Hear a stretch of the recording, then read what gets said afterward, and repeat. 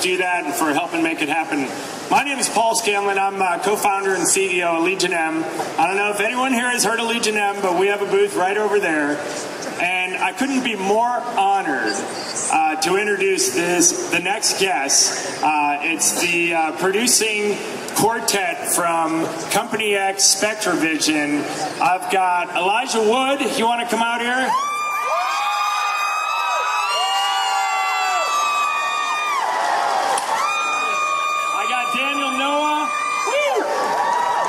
Lisa Whalen and Josh Waller. So, hello, y'all. Wow, dude, it's Red himself. Yes, with the beast. How many Red cosplayers do we have out there? Raise your hands. Woo! Well, that's cheating. We know him. Well, we know. So this is this panel is all about Company X and Spectravision, which is this dynamic, amazing quartet right here. And before we start, we're also doing a spotlight on a new film called Mandy. There's actually a screening tonight. Mandy is taking the world by storm right now, and it's a partnership that Legion M and Company X and Spectravision worked together on that film. We couldn't be more honored to be a part of it. But we want to start with the trailer, just to kind of give you guys a little taste of what we've been up to.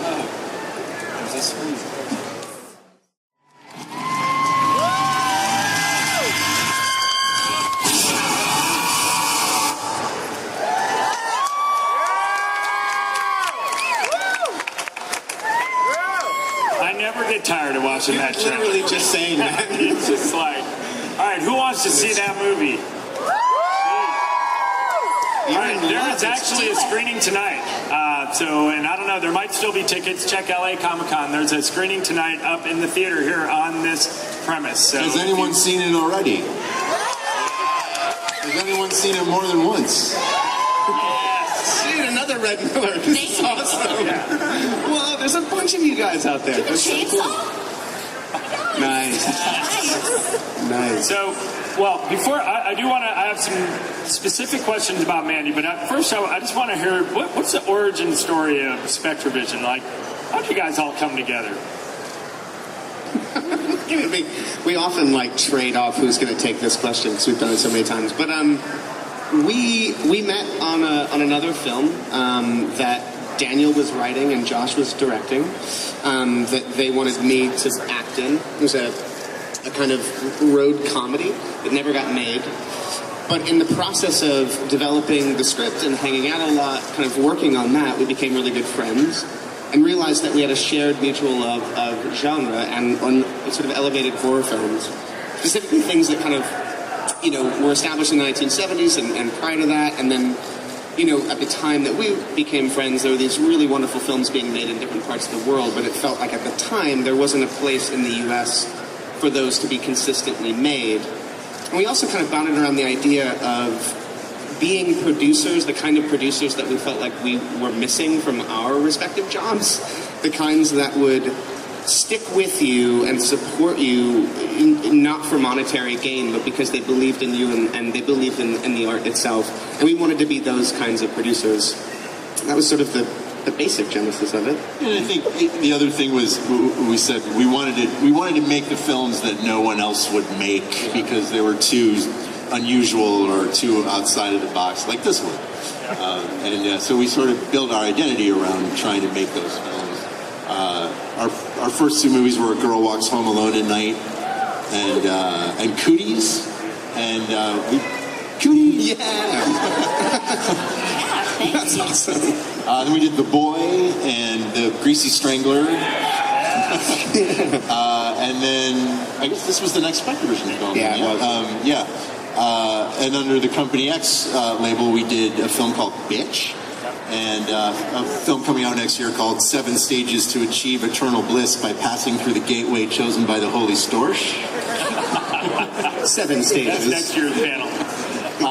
All really unusual, kind of weird cinema that are the kind of movies that we really love and hope that you guys love. And just want to try and help see the light of day. Well, I think this is why Legion M and Spectravision had so much affinity for one another, because as a fan-owned entertainment company, that's what we want to support. We want to support original breakthrough ideas. I read somewhere that you guys look specifically for projects that the other major studios might have passed on. Is that true? That was certainly a part of our accidental mandate, I would say, in the early days, because our initial approach was to reach out to people in the creative community, people that were friends or friends of friends that we were fans of, and we would always ask them the same question. Is there a passion project that you have that has been passed on by the studios that you can't get traction on? And invariably they would say yes, and more often than not, that project was really exciting. So it's very similar to what you're saying. Yes, we were looking for projects that had sort of been passed on or had sort of stagnated and weren't getting the kind of love that they deserved. Well, one thing that I've observed, having kind of watched you guys in action doing what you do so well, is that you really are there to empower the creator and the director and not interfere. Add value and support them in their vision. Are there any points in time where that takes a special kind of restraint, or because you're all very talented creators and directors and producers yourselves? I mean, how does that work? I think I can feel that one because you and I have had a lot of these conversations of a filmmaker always has a clear vision, and we definitely are motivated by people who have a clear, awesome, unique vision. And then sometimes on the road you go, I know you want 23 cars to explode, but we can't do that. That's insane. That's 23 cars. So there are times during the process where we have to just kind of go, is there something else creatively, another solution we can come to that gets across the spirit of what you want without exploding 23 vehicles? And we always just try to help them get there. And then from that point on, just every time they say, I want this, we go, all right, we will try. And then you guys go, really? We go, yes, we have to try. We have to just keep trying. This is what they want. We'll see. And occasionally we ask them to bend, but we try not to, which is nuts. Filmmaking is largely about being flexible and being light on your feet. And a great example is, whether you've seen Mandy or not, you saw the trailer, the Black Skulls, the biker gang. In this original script was 50 people, and Red killed 50 people, and we were just like, we can't afford this. And everybody out there is so mad that they don't get to see Mike Cage. It could have been 50 people? It was like a swarm of bikers. That was Daniel Noah's decision. So, we said to Panos, we just can't afford this. What do you want to do? And so he went away for a while, and he came back, and he had dreamt up the Black Skulls, which instead of being about volume was about mass, was about these four highly developed, very specific kind of demon bikers. The original exception, they were not demonic, they were just 50 psychopathic biker dudes. But I think our experience is almost invariably that when you're forced to rethink something, it's better the second iteration. And the Black Skulls are amazing. We wouldn't have had them if we'd had more money. Yeah, limitations are fantastic. I mean, it doesn't feel that way at the time, but it more often than not, it creates a creative solution to a logistical problem, and oftentimes the creative solution's actually weirdly better than what was there to begin with. I mean, the perfect example that everyone knows is Jaws. I mean, obviously Jaws was supposed to feature the shark a lot more, but they couldn't because it didn't work. More suspenseful, and it made it far more suspenseful, so that's the... All right, so let's talk about Mandy. So how did you guys come across Mandy? Where did it come from? Come on, Josh. Just because I haven't spoken yet? Gosh. I trust my partners, all right? God.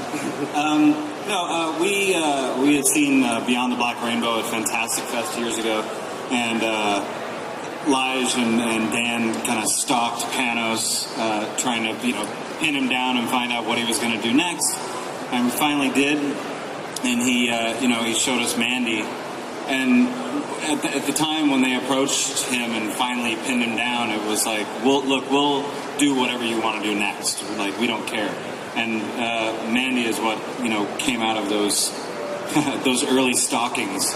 And then it took us close to 5 years to eventually get it in the can, so to speak. So, and that was, I was just talking about this backstage with Bill Duke about how quickly time flies, when you're working on a project that you're passionate about.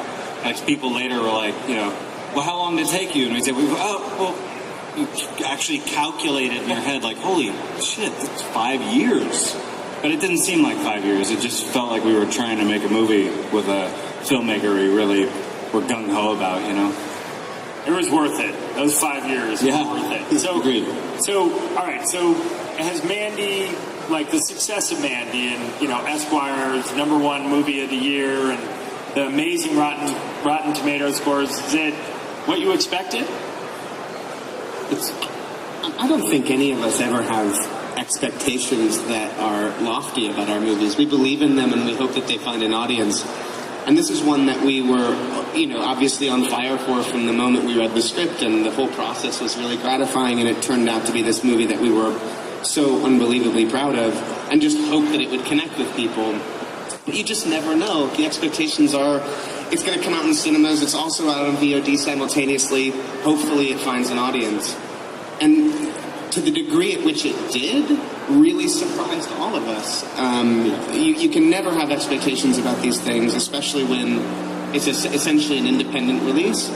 And the fact that people were, in some cases, driving 90 minutes to 2 hours out of their way to get to a theater when they could have watched it on iTunes or another VOD platform is staggering.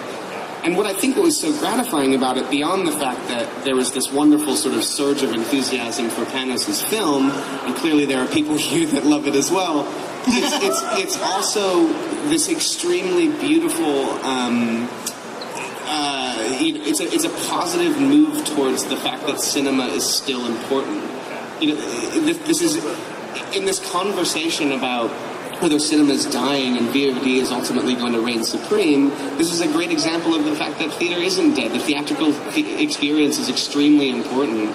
And a movie like this brought people to the cinema because they felt they needed to see it there. This is definitely a cinematic experience. It is, yeah. This is something to be experienced in a theater. And it was really cool to watch the audience really demand that. And, it caused RLJ, the distributor, to really rethink. I mean, they've said publicly that they rethought the distribution strategy after it hit the market, which is incredible. It took us all by surprise, and we were all communicating with people directly on Twitter, with theaters. Yeah. I mean, we had direct communications with fans in theaters to try and help get the movie into those cinemas. To have that kind of hands-on approach and this grassroots effort was just so gratifying. So does Mandy and the success of Mandy, does it change anything for you guys, or have you... Gives us hope. Adjusting. With faith that if you do something great, people will see it. There's so much being made right now, and there's so much great stuff that it's hard to find. So there's luck in everything, but just faith that, this we can do this. Yeah. We have a very, very, very special video from Mandy that I want to get to, and I think the audience is going to be really pleasantly surprised with this one. But before we do, I want to talk. Because one of the most critical components of the film, for me at least, is the soundtrack. Can someone talk about, Johan's involvement and getting him involved in that whole process? Yeah, I'll take it. Yeah, you take it. Johan had reached out. We had already had a pre-existing relationship with Johan from just many years back, and he scored a film that Daniel and I had done years back called Mechanic. And he reached out and asked, he had kind of found out that we were doing Richard Stanley's next project, The Color Out of Space.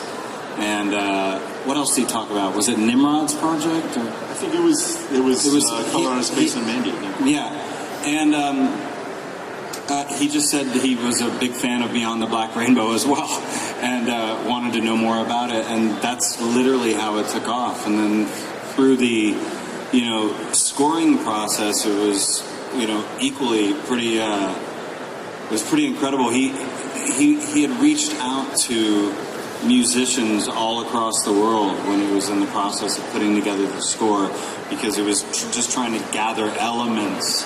So we would, the communication was tough because he was on the other side of the world, but when we would connect with him, he would just be downloading us with all this almost like sound design elements, but they were all score elements that we could he was like, well, I came up with this main bit, but here's all these other stuff that you guys can kind of use throughout wherever you want. Just sprinkle a little bit of here and there. So it was crazy. For those who haven't seen the movie or may not know who we're talking about Johan Johansson, who sadly passed away. This was one of his last works, and he's one of the industry's most amazing composers. He's famous for Sicario and Theory of Everything and Arrival, and having him involved in this project, the soundtrack is incredible. It's really remarkable, and I love that when the film was distributed, there was a specific request that went along with the film about turning it up a little past what you would normally turn it up to. Yeah. All right, so we have a clip, and who here knows who the Cheddar Goblin is? All right, so if we can just get a little Cheddar Goblin chant going, like the kids do in the commercial, I think we might actually get to play the full commercial. And I don't know that this has ever been played anywhere yet. So. This is the first time anyone will ever see the full Cheddar Goblin. All right, so let's hear it. Cheddar Goblin, Cheddar Goblin, Cheddar Goblin, Cheddar Goblin. All right, let's play the Cheddar Goblin clip. Who ate all the macaroni and cheese? That is just so unbelievably good. That was made by Chris Casper Kelly, who did Too Many Cooks. Has anyone seen Too Many Cooks? The amount of macaroni and cheese they had to use for that is disgusting. Well, and Cheddar Goblin he's got a life of his own now. He's got his own Twitter following. Well, and one thing that I would say, and I don't know if any of you guys want to speak to it, but it's a very funny commercial, and it's really a poignant point in the film. Does anyone want to give a little bit of the background on how it came to be? On Cheddar Goblin? Yeah, on Cheddar Goblin. Yeah. Okay, so there was a month where Panos and I we shot the whole film in Belgium to double for the Pacific Northwest. So at a certain point, he and I had flown out there, and we were the only people that flew out there with a bunch of Belgians, and the film was stalled, so we were just sitting there. I love Belgians, not to be clear. Yeah. It was just Panos and I sitting in a room together for basically a month. So we were toying through everything and trying to come up with all the names for things we'd have to license, like in the film, the chainsaws and all of the industrial equipment is all manufactured by the same brand, which we came up with Termite. And then Panos is like, I want to design that logo, and then I'd look over and he was designing the logo on his laptop. One of the things was that we knew that we were going to have a brand of macaroni and cheese, because in a scene, this is not a spoiler, Mother Marlene, who's one of the villains, is shopping at a store, and she gets a thing of mac and cheese. She gets a few groceries, and that was in the script. So we were like, we got to come up with a name for the mac and cheese. We got to, So, and as we were joking around right there, Panos was like, "What about Cheddar Goblin?" And I was like, dude, I think that's it. And then the two of us started going on this banter about well, what if it was ghoulies, and this little ghoulie pops out of the mac and cheese, and he eats pasta and cheddar, and his digestive enzymes produce the mac and cheese, and he pukes it up on people, and we were like, and pretty soon, and then I was like, oh, this is fun. I got to do some work now, and I went back to work. And about an hour later, I was like, wow, Panos has been quiet for a long time. And I look over and I was like, what are you doing? And he slides his computer around, and he designed an entire beat sheet for the Cheddar Goblin commercial. And he knew that he was already friends with Casper and that we were working on a project that's not yet anything. Whatever. Forget it. Nothing. We were mutual friends, and he said, we were like, let's call Casper. And so we brought it up to Casper, and he was like, yes, I will totally make the Cheddar Goblin commercial.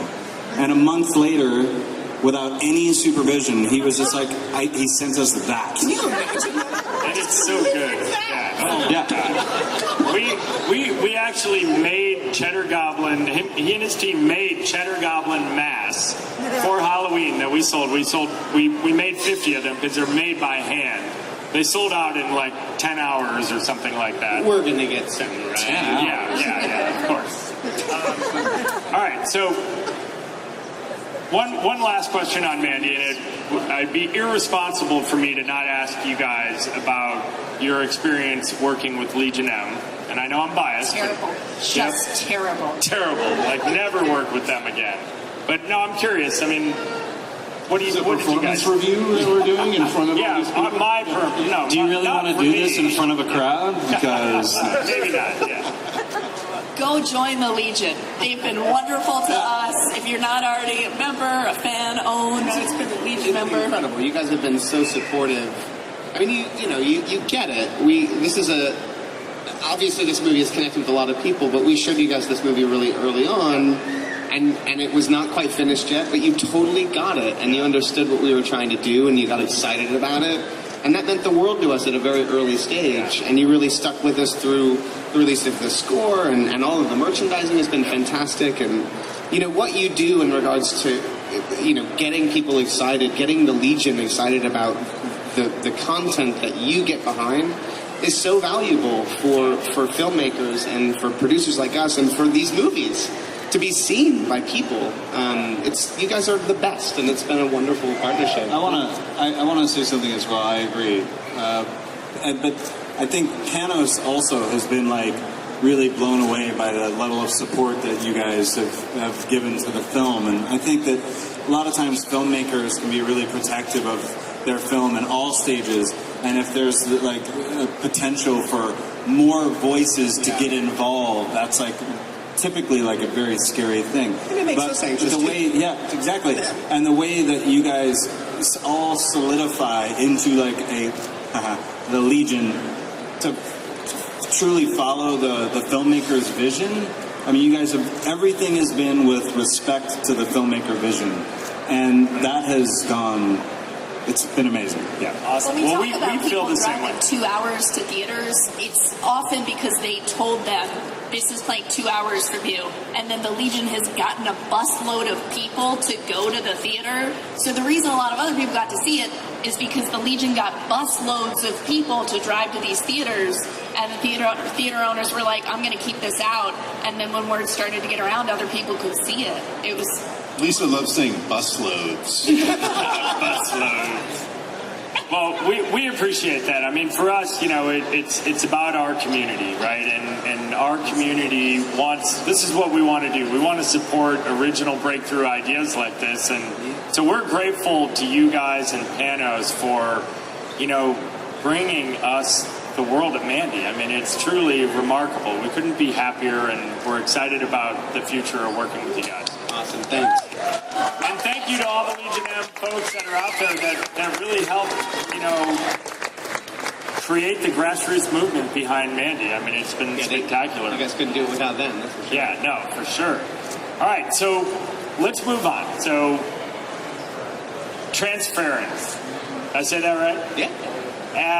We've got the VR project over in our booth if anyone wants to see it, but someone want to talk about it, and then we've got a trailer that we can show. So, Sure. Well, so a few years ago, we were approached by a friend of ours who was working at Ubisoft Montreal about getting involved with virtual reality, and so we started flying out to Montreal and just sort of exploring the possibility. But at that time, the idea was that we were going to create like a couple of short VR, what they called experiences. But we started to we started brainstorming and trying to come up with a concept and really trying to understand VR as a medium, because I think we're still kind of all collectively figuring out what it's good at and what it isn't good at.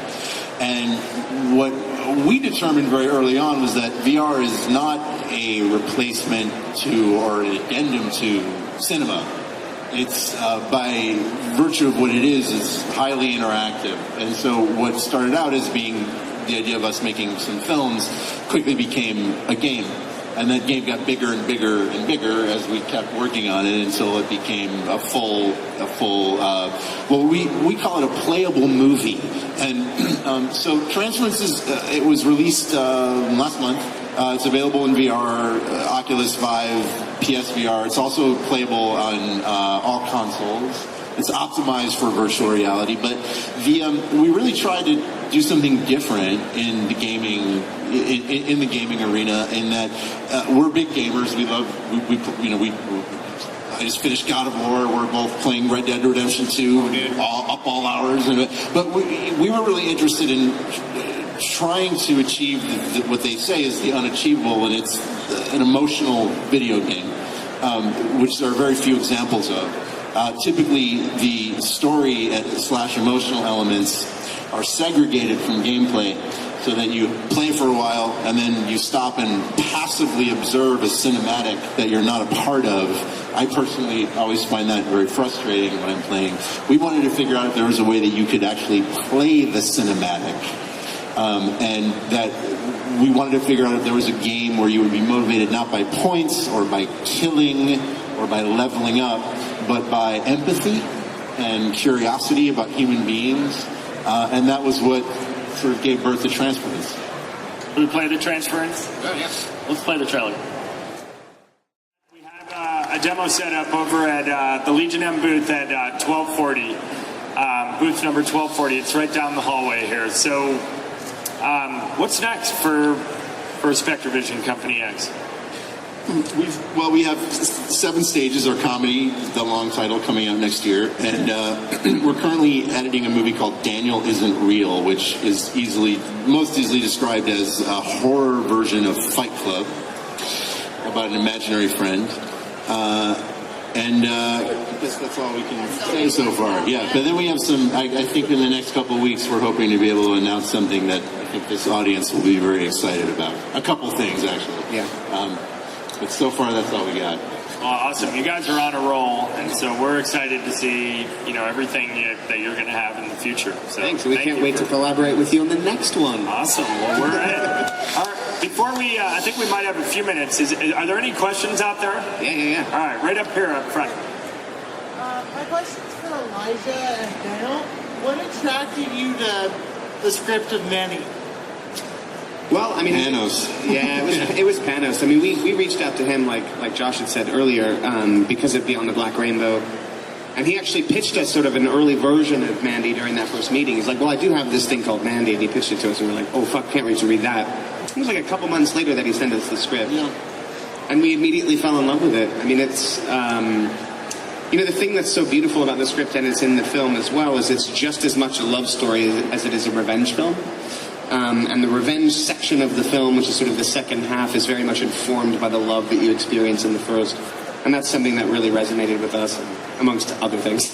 Yeah. But I think it was, we did something that I always wish people did more in the movie business, which is we just said to him, we think you're amazing, and whatever you want to do, we want to do. It doesn't matter to us what it is. That's amazing. And so, we got Mandy. We were already ready to go without even reading it. Go ahead. Yeah, right there behind me. I have a couple questions for Elijah. Oh. What was your favorite role that you played in movies or TV? One of my favorites is a character called Tony in a movie called I Don't Feel at Home in This World Anymore. It's probably one of my favorite characters I've ever played. He's super weird and really funny. Such a nerd, and I don't know. I could relate to him in a lot of ways, and he had a rat tail, and I don't know. He's a weird dude. I had a lot of fun playing that character. And my second question is, can I give you a hug and take a photo with you? That is entirely possible. I'll do that right now. You're wonderful.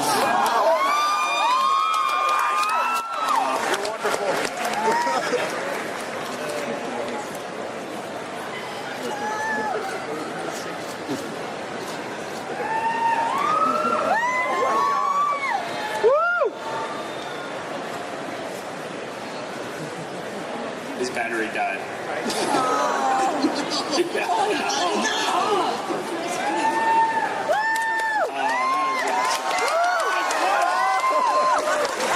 And nobody else can ask that question. All right, one more question. Only one photo. Yeah, go ahead, Cameron. You're up close. Oh, Nice save. Alright, so would you guys say it's easier to do, like, produce independent features than, say, doing a studio, like, blockbuster, like, say, Lord of the Rings? Well, we have collectively no experience producing anything on a blockbuster or studio level. So, well, yeah. I think they're just so different. Of like, I come from kind of a corporate space, and it's there's just a machine that's making those things go, and you touch it, but you only really get to touch it a little, maybe if you're lucky. And with independent film, yeah, all right. You guys, what is wrong with you guys? It's a little bit of a. It's a little bit. busloads. I think what you're trying to say. Yeah, I agree. It's a more of a hands.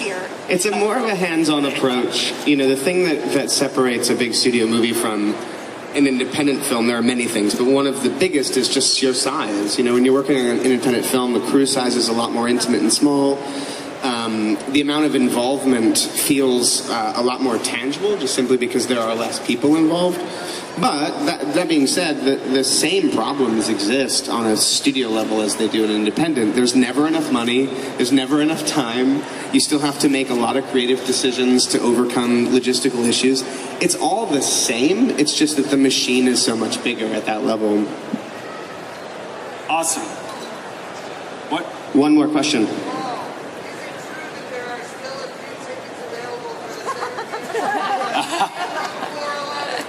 Yeah, it's a good question. I think there may still be some tickets available for the screening tonight in room 411. If you're curious about this film, Mandy, I can promise you, if you like that trailer, you are gonna love the movie. And is that at 7:30?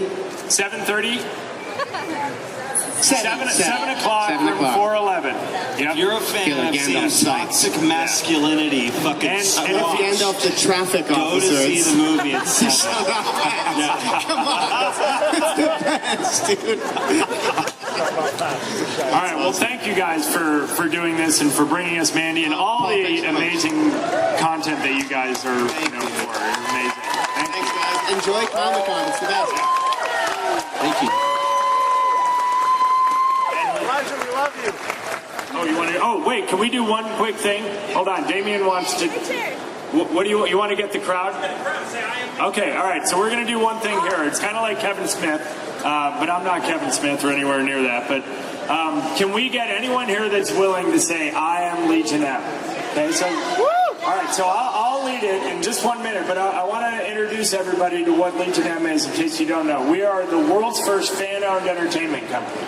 So all those people that reacted when we said